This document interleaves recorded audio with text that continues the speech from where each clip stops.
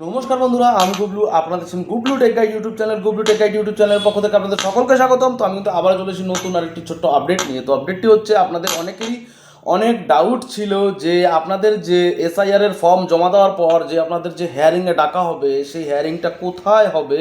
তো সম্পূর্ণ তথ্য কিন্তু থাকছে এই ভিডিওতে। তার জন্য কিন্তু আপনাকে সম্পূর্ণ ভিডিওটি দেখতে হবে স্কিপ না করে। আর যারা আমার চ্যানেলে নতুন, তারা অবশ্যই আমার চ্যানেলটিকে সাবস্ক্রাইব করুন, লাইক করুন, কমেন্ট করুন, শেয়ার করুন।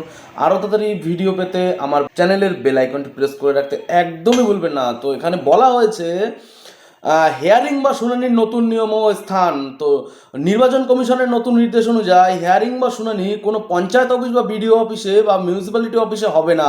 এটি শুধুমাত্র জেলা শাসকের দপ্তরে বা ডিএম অফিসে কিন্তু অনুষ্ঠিত হতে চলেছে।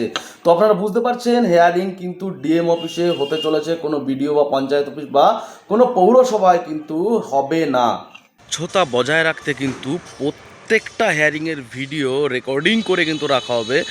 যতদিন না পর্যন্ত ফাইনাল ভোটার লিস্ট বেরোচ্ছে, ততদিন কিন্তু সেই রেকর্ড কিন্তু ওয়েবকাস্টিং করে কিন্তু রেখে দেওয়া হবে। 11ই ডিসেম্বর কিন্তু আপনাদের যে এনুমারেশন ফর্ম বিএলওরা কিন্তু বাড়ি বাড়ি যে দিয়ে গেছে, তাদের কিন্তু অনলাইন যে আপলোড করার যে প্রক্রিয়াটি আছে, সেটা কিন্তু 11ই ডিসেম্বর অবধি লাস্ট। এর পরে কিন্তু তারা আর ফর্ম কিন্তু আপলোড করতে পারবে না।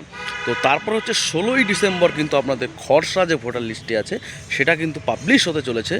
খসড়া ভোটার লিস্ট বা ড্রাফট ভোটার লিস্ট, তারপর থেকে কিন্তু হেয়ারিং বা শুনানির পর্ব কিন্তু শুরু হবে। মানে আপনাদের যে খসড়া ভোটার লিস্ট বেরোনোর পর থেকেই কিন্তু আপনাদের যে হেয়ারিংয়ের যে প্রক্রিয়া, সেটা কিন্তু শুরু হবে।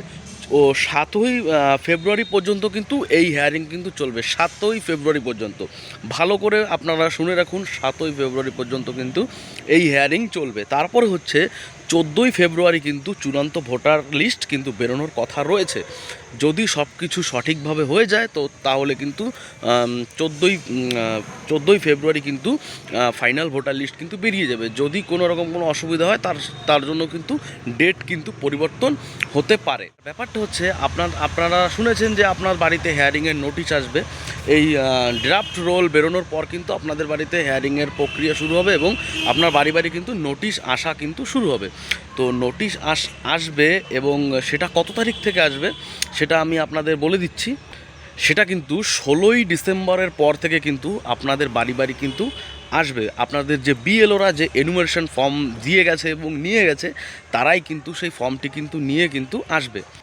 তো সেখানে কিন্তু একদম আপনার যে হেয়ারিংয়ের টাইম, ডেট, আপনার কোন জায়গায় হেয়ারিং হবে, সম্পূর্ণ কিন্তু বিস্তারিত সেই আপনার যে নোটিশ আসবে, সেই নোটিশে কিন্তু লেখা থাকবে। হেয়ারিংয়ের সময় আপনারা কি কি ডকুমেন্টস নিয়ে যাবেন। আপনারা কিন্তু হেয়ারিংয়ের সময় ভোটারকে তার নাম এবং বয়সের ঠিকানা প্রমাণ হিসাবে বৈধ নথিপত্র কিন্তু নিয়ে যেতে হবে। তো যেমনটা এখানে বলা হয়েছে, জন্ম সংশয়পত্র, স্কুল সার্টিফিকেট বা কাস্ট সার্টিফিকেট ইত্যাদি আপনারা কিন্তু হেয়ারিংয়ের সময় কিন্তু আপনারা নিয়ে যেতে পারেন। তো নাম বাতিল হওয়ার যদি সম্ভাবনা আপনাদের যদি থেকে থাকে, যদি কেউ হেয়ারিংয়ের সঠিক নথি দেখাতে না পারে, তবে খসড়া তালিকায় নাম থাকলেও চূড়ান্ত তালিকায় তা বাদ কিন্তু চলে যেতে পারে।